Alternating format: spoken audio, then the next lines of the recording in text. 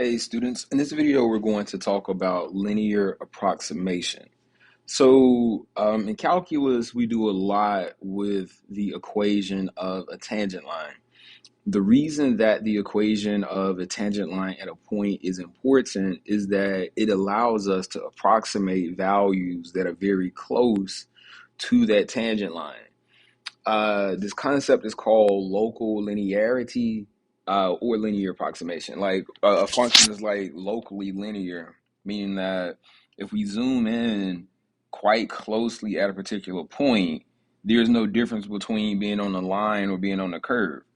So the first example that we're going to work back over in the notes is we're going to approximate the square root of 1.25 using x equals 1. The concept goes like, all right, so we can clearly see the graph of y equals the square root of x.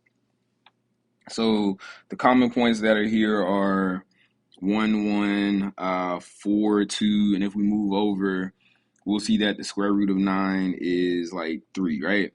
So the concept of linearization allows you to calculate values that are very close to x equals 1.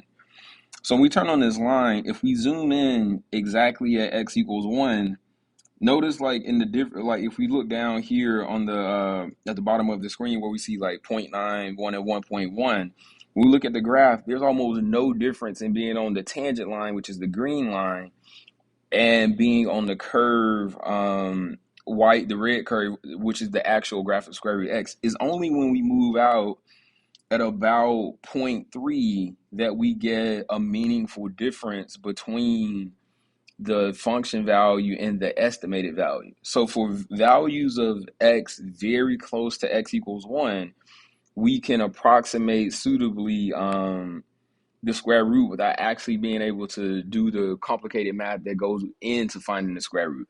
And so actually, if we zoom out a little bit, you'll see that we'll say from like x equals, was that like 0.7 up to x equals about 1.2, there's almost a perfect relationship between the square root and the linearization.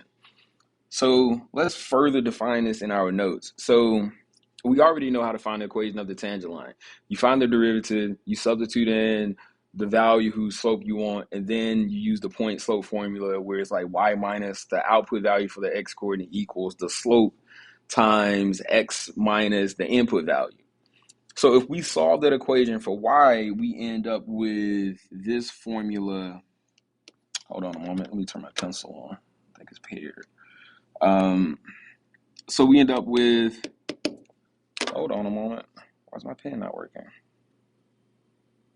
Oh, here we go. All right, so now we're back. So we end up with this formula, f prime of a times x minus a plus f of a. We just renamed this to be L of x, which stands for linearization. So the linearization at a point, and that's the x here is the point to be approximated. A is the known value. So here, this a f of a is our given value. Like you're at least given the x, and you can easily find the y by substituting into the original function. So we'll do an example, and this will make a lot more sense. So for example, when we need to find the linearization at x equals 1, and we're going to use that linearization to approximate the square root of 1.25. Sometimes the function is implicit. Like here, this implies that we need the function square root x, but sometimes you're explicitly told what the function is. I put a period at the end of that sentence. So, all right, so if f of x equals the square root of x, then the first thing we know is that f of 1 is equal to the square root of 1, which equals 1 itself. So the point where we're doing our linearization is this is our a and our f of a. So next we need, all right, remember the square root of x is x to the 1/2. So next we need our derivative. So f prime of x is 1/2 x to the negative 1/2, which is actually just 1 over, excuse me, 1 over 2 square root x. And so next we need the slope add 1. So f prime of 1 is 1 over 2 times the square root of 1, which is 1/2. So our linearization is going to be L of x is, so it's going to be f prime of 1 times x minus 1 plus f of 1, which is, so f prime of 1 is a half, so 1/2 times x minus 1 plus 1. Now, if you wanted to go further, you could. My recommendation is you stop here because one is going to help us see the two differentials that are going to come up later on. So now we have our linearization to be, let's write this without the middleman. So the linearization is equal to 1/2 x minus 1 plus 1. And this is a linearization at x equals, well, we'll say a equals 1, not to confuse the two x's. So this is the linearization for a equals 1. Now, again, like the process will be the same for different values of x, but this linearization is unique to the x value 1, the point 1, 1. And so now if we're going to approximate L of 1.25, that's going to equal 1/2 times 1.25 minus 1, excuse me, 1.25 minus 1 plus 1, which, that's going to be 1/2, and 1.25 minus 1 is a fourth, so 1/2 times 1/4 plus 1, which is 1 1/8. So that's 9/8. So this is equal to 9/8, which is 1.125.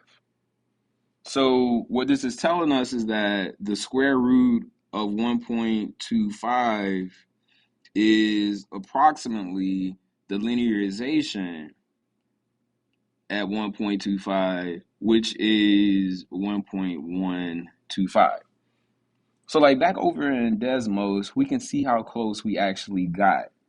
So, all right, so f of x is, again, the square root of x. So f of 1.25 is 1.1180. And the linearization gave us 1.125. The error is the actual value minus the approximated value divided by the actual value. If we want a percent error, we multiply this by 100. So we're going to say take this value and we'll multiply it by 100. And then we'll do like absolute value too. So we're off by 0.62%. So this linearization is astonishingly accurate, and it requires no knowledge of how to actually do the square root of a value. For things that aren't like whole numbers, because we know the square root of 9 is 3 and so forth. But for numbers that aren't whole numbers, this is an astonishing method for finding this. So that's how linearization works. Now, hand in hand with this is two values that are called differentials. The value x minus a is the change from a to this new x value. So like if I told you x equals, if we wanted to like do a linearization at 2, then if we are approximating x equals 2.25, our delta x is 2.25 minus 2, and that's one differential. If we rewrite our linearization formula to change the x minus a to delta x, we arrive at f prime of a times delta x. And then if we solve this equation, if we move the f of a back over here, we end up with L of x minus f of a. So now f of a is a fixed value.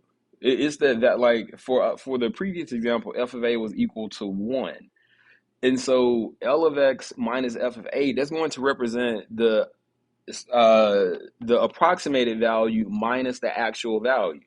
So we'll right here. This is the approximated value, and this is the actual value. So if you take the approximate value and you subtract the actual value, what you get is the change in the y values. And instead of calling it the change in y, we're going to just call it delta y. So we end up with this relationship that delta y is just f prime of a times delta x. And both the delta x and the delta y are called differentials. And these differentials, they're just play for, we're going to say a function that has a single input variable and a single output variable. The differential, the relationship between the two differentials, it's not just for x and y. It's for any function that has a single input and a single output. So we can like use this to approximate all kinds of things. So for our second example, we have f of x is x squared plus 3x plus 1, and we want to estimate delta y when x increases from 2 to 2.5. So what we're saying is that how much are our y values going to go up if we increase from 2 to 2.5? So what we need is delta y is equal to f prime of a times delta x.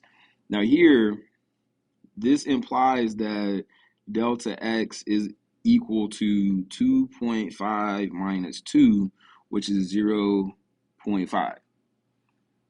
And here, the 2 is our value of a. So next, we need our derivative. So f prime of x is 2x plus 3.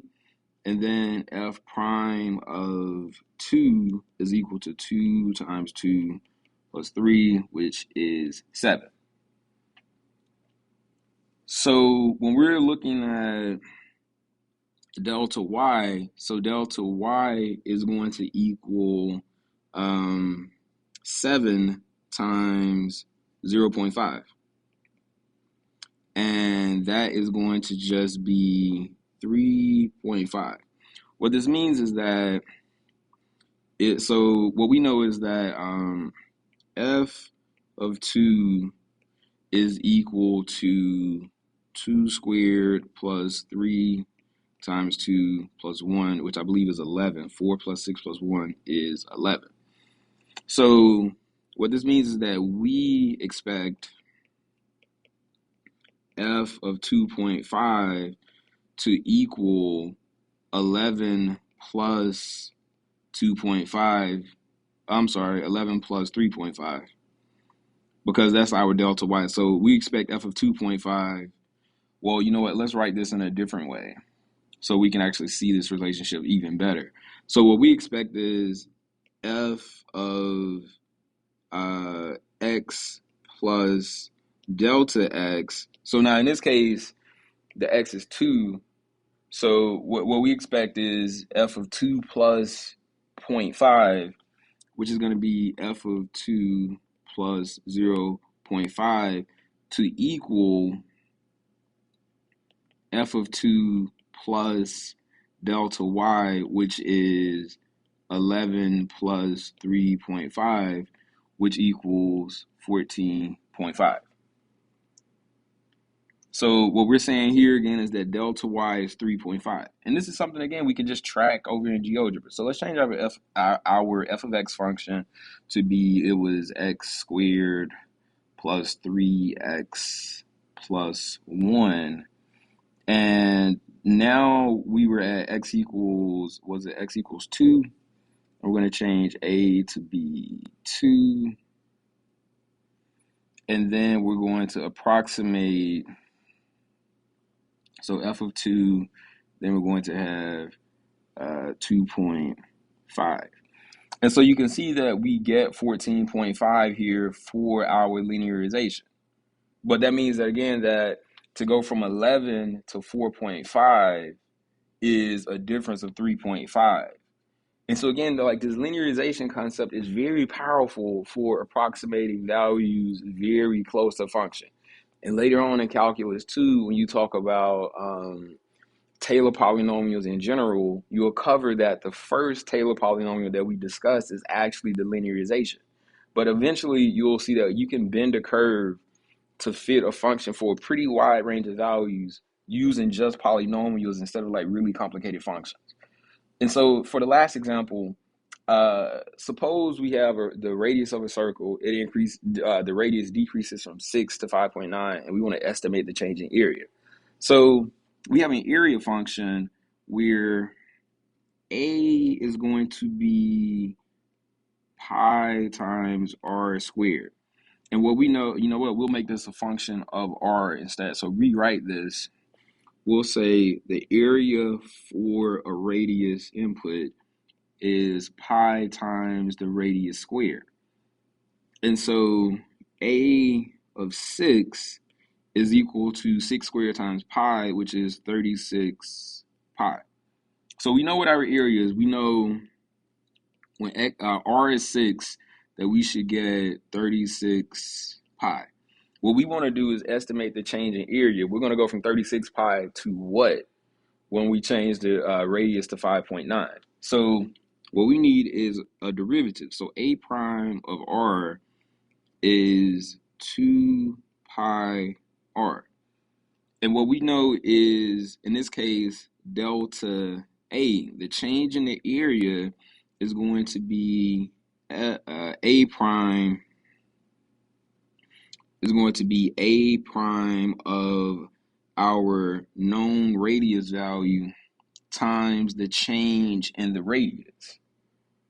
So now we know that here, again, delta r is the final value minus the start value. So in this case, that's negative 0.1, which is negative 1/10.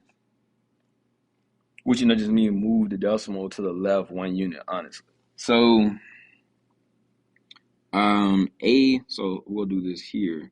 So a prime of 6 is going to be 12 pi. So our delta a is going to be 12 pi times negative 1/10, which is negative 1.2 pi. So what this means is that when r decreases from 6 to 5.9, we expect the area to decrease by 1.2 pi, which is the same as saying the area goes from, so the area goes from 36 pi, and if you subtract 1.2, you're going to get 34.8 pi. All right, so that is the concept of linearization and differentials. I'll see you all in class. We'll do a couple of problems. Hopefully it'll make a little bit more sense. All right.